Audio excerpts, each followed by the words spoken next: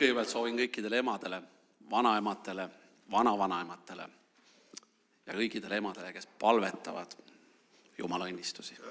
Mina ei oleks siin üldse muidu, kui minu ema ei oleks palvetanud ja seda ta tegi 47 aastat. Minu nimi on Sven, ma olen 3 lapse isa, mul on 3 poega, mul on abikaasa, kellega ma olen elanud koos 30 aastat. Ma olen temaga koos ettevõtlust teinud 30 aastat ja ma täna võin olla õnnelik, sest ma saan teile rääkida oma loo. Ma räägin seda sellises poollühikeses osas, aga toon vähe niisugused asjad välja, mis minu elu muutsid. Ja tõesti, kui ma siia meeste hommikule tulin, siis see oli seotud minu äriga, aga see oli ka seotud minu elu muutusega. Niisiis ma olen sündinud kristlikusse perekonda, ema poolt, minu vanaema, minu vanavanaema ja sealt edasi on kõik kristlased olnud, mu ema oli kristlane, ta kasvatas mind kristlikult ja kuni keskkooli lõpuni ma tean kogu aeg igal poole, kus ma läksin, ma tegin sporti, mida kõike, elasin noorte elu, ta iga kord palvetas, iga kord saatis teele Jumala õnnistustega, hoidmisega ja palvega. Ja see on mind läbi aegadega kandnud. Ja see kasvatas minu südamesse ühe siukse osa, et kui ma isegi maailmasse juba jõudsin ja läksin, siis ma ikka helistasin talle ja ütlesin, ole hea ema palvetama eest. Sest see oli minu südamesse kasvatatud. 20. eluaastal ma andsin oma elu Jumalale. Ja tõesti, Jumal täitis mind vaimuga, ma sain kelteanni, ma sain püha vaimuga täidetud, aga see oli muutuste aeg. Minu suurimaks nõrkuseks oli see, et ma ei julgenud oma sõpradele otseselt tunnistada. Ma alguses alustasin rääkima, et ma olen Jumalaga koos, aga mu sõbrad olid, maailma inimesed vaatasid võib-olla natuke imelikult ja ma jätsin selle kõrvale. Ma hakkasin tegema otsuseid, mis viis mind Jumalast kaugemale, arvates ise, et Jumal tahab selliseid asju minuga teha. See on Jumala õnnistus ja ema ju palvetas, muuseas ta palvetab ka praegu siin samas saalis. Aga ma tegelikult tantsisin maailmaga ja tantsisin maailma sügavustesse ja Jumalast kaugemale. Tõsi, ma pean ütlema, oma raskematel hetkedel ma palvetasin. Aga minu isa oli täielik usuvastane. Ütleksin, et meie kodudes oli totaal ususõjad ja seda meenutada on raske. Aga tänu Jumalale ka minu ema palvetas ka tema välja ja ta on täna taevas. Enne surma andis ta elu Jumalale, nii nagu Jumal oli talle öelnud. Kui tulevad rasked ajad, lõpuajad, ma viin su mehe ära, aga ta saab päästetud. Nii on ema mulle rääkinud ja nii oli. Aga minu elu läks edasi, elasime koos, tegime äri koos abikaasaga, aga veel teiste inimestega. Mu elu läks väga hästi edasi. Mul ei olnud millestki puudust ja 2000. aastal ma arvasin, et ma peaksin selle elu maitsma rohkemat ja 2 aastat ma käisin tõesti peaaegu et põrguteed. Üle maailma elasin laia elu, tegin mida tahtsin, millegi üle ei kurtnud ja ausalt pean ka ütlema, inimestest ei pidanud ka eriti lugu. Olin omamoodi, selles mõttes raske iseloomuga. Südames ma võib-olla mõtlesin midagi muud. Ja süda otsis midagi muud, aga ma olin teinud endale kivi ümbruse. Ja 2007. aastal ma siis abiellusin naisega, oma praeguse abikaasaga, tollega, kellega me kohtusime 92. aastal. Ja meile sündis 3 last järgipidi. Ja minu elu läks edasi sellega, et ikkagi ülesmäge selles maailmas. Ma flirtisin väga palju selle maailmaga. Mul ei olnud tegelikult sellist osa midagi, et ma oleks pidanud midagi Jumala juurde tulema või otsima. Teate, ma kasutasin Jeesust kui tasku Jeesust. Ma nimetan seda nii. Kui minul oli teda vaja, siis ma helistasin oma emale. Kõige naljakam lugu on see, et need palved ka läksid täide. Ta palvetas ja mul oli edu päris mitmetes kohtades, mida ta palvetas. Aga mu emal oli üks iseloomujoon. Tänan emadepäev, ma julgen emast rääkida. Teate, kui ta palvetas või kui ta rääkis mulle Jumalast, siis ta mitte kordagi ei jätnud ütlemata. Sa pead oma suhte Jumalaga korda tegema. Mina palvetan, et sul ei saaks rahu selles maailmas. Ja nii läks. 2014. aastal ma olin oma suvilas Saaremaal. Nüüd järgnevad eluosad on peaaegu Saaremaaga kogu aeg seotud ja Sionile terviseid sinna. Ma olin oma suvemajas, öö oli, jõin alkoholi ja teate mulle, minu vaimne kapatsiteet oli otsa saanud. Mul oli kõik muu olemas, aga vaimselt olin lõppenud. Ma astusin oma 3 maja keskele sinna või 3 hoone keskele, vaatasin taevasse tähti ja karjusin Jumala poole. Mul on sellest elus nii kõrini. Jumal, tee midagi. Kui nüüd keegi televaataja või siin arvab, et Jumal tuli otse alla ja hakkas mind kättpidi vedama kuhugi, ei, kaugelt sellest. Aga ma olin andnud vaba tahte midagi teha. Ja toimuma hakkas. Ja toimuma hakkas tõsiselt. Seepärast ma ka ütlen teile, kui te tunnete, kes praegu vaatavad või kes on siia tulnud, et teie kutseaeg on käes ja te tunnete Jumala kutset südames, võtke see vastu, sest tihti lugu on pärast hiljem neid asju klapitada raskem. Jumal teeb imesi ja klapitab, aga sellel on omad tagajärjed. Patul on oma tagajärg. Ja nii läks, kuni ma 2016. aastal me käisime igal aastal Ameerikas puhkamas, läksime lastega Disneylandi, tõesti elasin superluks hotellis, sviidis ja läksin basseini äärde ja vaatasin taevasse. Ühel hetkel kirjutas lennuk ülesse sõnad Love God. Ma sain väga selgelt aru, mis see tähendab. Olin ju kristliku kasvatuse saanud, aga mulle korra käis peast läbi, miks pärast see minu puhkuse ajal siia kirjutatakse. Ja nüüd ma ütlen teile ühe tõe. Te ei tea ühtegi minutit, ühtegi tundi, ühtegi sekundit, mis teie elus võib juhtuda, kui te ei käi koos Jumalaga. Sest mina ka ei teadnud, et ma ainult mõned kuud hiljem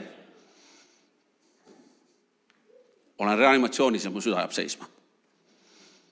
Ma kohtusin teispoolsuses püha vaimuga.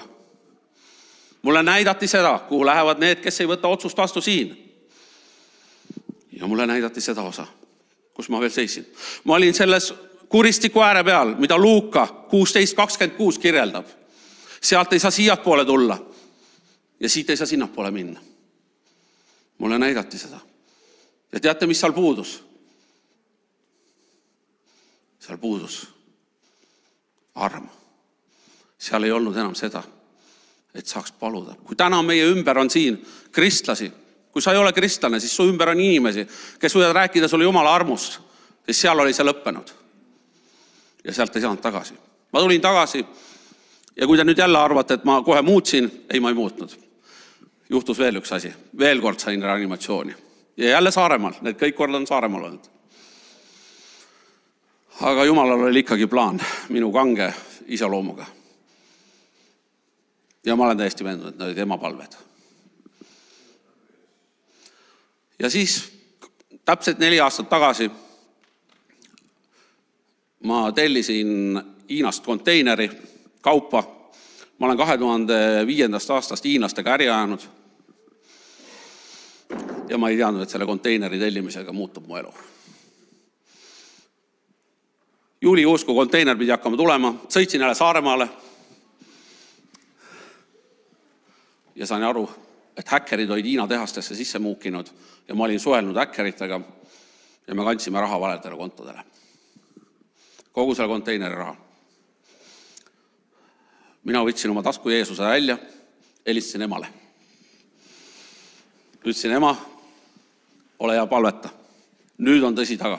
Ja see ei ole mingi tavaline palve. Ema ütles, et jaa, poeg. Ma palvetan. Aga nüüd on aeg su suhe Jumalaga korda teha. Matis käib siin meeste hommikul. See on mu emes.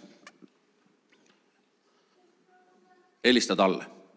Aga Matis on otsekohane mees ja ütles, Sven, ega midagi siin palvetada ei ole. Tule ise kohale.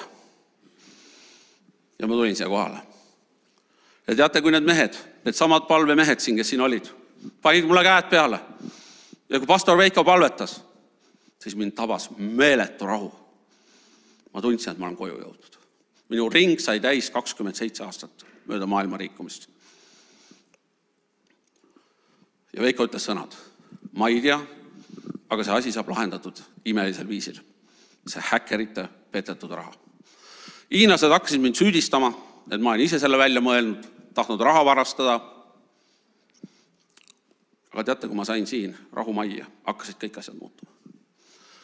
Septembrikuus, ma juulist tulin siia juuli lõpus, septembrikuus tuli minu juurde üks Oleviste pastor, ütles, et mul on sulle sõnum, mul on antud sõnum, sa saad selle raha tagasi.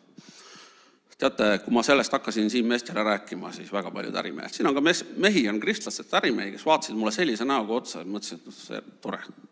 Need on küll mingid siuksed imelikud ja rasked palved. Ja tegelikult ausalt ütlen teile, ta ongi natukene. Ja ma lõpetuseks räägin selle osa ära, sest see on üks suur Jumala ime. See on üks suur Jumala ime. Ma läksin oma äripartneri juurde, kes on mind mõistlikuks inimeseks pedanud, aga nüüd ma läksin tema juurde ja ütlesin, et mul on nüüd üks Jumal, kes hakkab raha tagasi tooma. Teate, ta on pankrotihaldur. Ta vaatas mulle siukse näoga otsa, et ütles, et sa oled tõesti mõistlik inimene, aga saad aru, see asi läheb seal pankrotti. Sa võidad kõik kohtus asjad ära ja nad ajavad seal asja pankrotti ja sa oled veel raha peale ka maksnud. Ma ütlesin, jah, aga ma pean minema sinna. Ja endale tegin ühe otsuse. Mulle tehti advokaadibüroo pealt Hongkongis pakkumine ja ma ütlesin Jumalale, kui see on sinu tahe, siis ma olen nõus maksma siukse summa, see oli 3% vähem, kui nemad küsisid. Ja kui see ei ole sinu tahe, las ta läheb siis, nii nagu läheb. Ja teate, nädala aja pärast tuli kiri, me oleme nõus 3% vähemaga selle asja ära tegema. Ma võitsin kõik 3 kohtuotsust Hongkongis. See firma läks pankrotti. Mulle tuli kiri. 2 aastat olin kohut käinud, tuli kiri, nüüd on kõik see asi viidud pankrotti. Kes on pankrottidega tegelenud, sa teavad, viiakse kõik asjad ühte kohta ja hakatakse jagama siis, kui raha üle jääb. Ja üldiselt ma olen aru saanud oma äripartneri kõrvalt väga palju üle ei jää. Aga selle teemal oli küll üks omapärane lugu. Isegi hiinlased, kes mu partnerid on Hiinas, ütlesid, no nii rumalat advokaati ei ole küll meile mitte kunagi pakutud. Aga see oli Jumala tahe, et ma ei saaks teie ees öelda täna, mitte ühtegi korda, et mina tegin, mina sain hakkama ja mina läksin ja ajasin asjad korda, sest kõik oli peaaegu et võimatu. Hongkongis hakkasid veel märatsemisid pihta, 7 kuud ei võetud üldse meiega ühendust. Kõik seisis. Paljud kristlased ütlesid mulle, ei tea, see on vist mingi vale asi, mida sulle öeldi. Ma ütlesin, ma ei tea, aga Jumal teab. See on talle üle antud. Ja teate, eelmisel sügisel läksin Marku Veilot kuulama ühte kogudusse. Läksin kõige tagumisse nurka. Teenistust astub Marku Veilo minu juurde ja ütleb, mul on sulle sõnum. Sellel sügisel saad sa ühe pikale palvele vastuse. Mul oli kes 100 mõtet peas, mul on neid palveid väga palju. Pean tunnistama, et 2 sai vastust, 2 asja. Aga mõelge Jumala täpsust. Kui tuli sügis, kalendri järgi, siis järgmisel päeval potsatas minu postkasti kiri. Me hakkame pankrotist välja maksma raha. See oli niisama profeteering, et kunagi kis, vaid sel sügisel. Ja kui sügis tuli, tuli kiri. Ja läks veel aega. Ma mäletan, mu hea sõber Olevistest ütles, ma nüüd hakkan palvetama, et see raha jõuaks tagasi ka. Ja 3 nädalat tagasi, kui ma läksin jälle Saaremaale, tuli mulle pangast SMS, või need on need, mis teaditavad, kui raha peale laekub, see oli ettevõtte oma. Ja ma nägin seal Hongkongist laekunud raha. Ring oli täis saanud. Võib-olla see mõnele tundub mingi edulugu või mida iganes. Minu jaoks on see üks lugu, kus Jumal kinnitas, et tema on kõige võimsam. Mitte mina ei ole võimas. Mitte meie inimestena ei ole võimas. Ja kui sa täna vaatad siin televisioonis ja sa oled ka 2 vahel ja sa mõtled, et ma teen ennem oma elu korda siin maa peal, ajan oma äri asjad korda, siis sa oled valel teel juba praegu. Sest Jumal tahab koos sinuga su elu korda ajada. Ma kutsun sind üles. Tee oma suhe Jumalaga korda. Ma olen täna K13 pastori abi, see on uus loodav kogudus. Ja teate, päris raske on meeste elusi lahti lahemutada või inimeste elusi. Sest nad on nii kokku läinud ja nii raskeks. Aga Jumal teeb imesi. Ja mul on teile lootust anda. Ta on elav Jumal.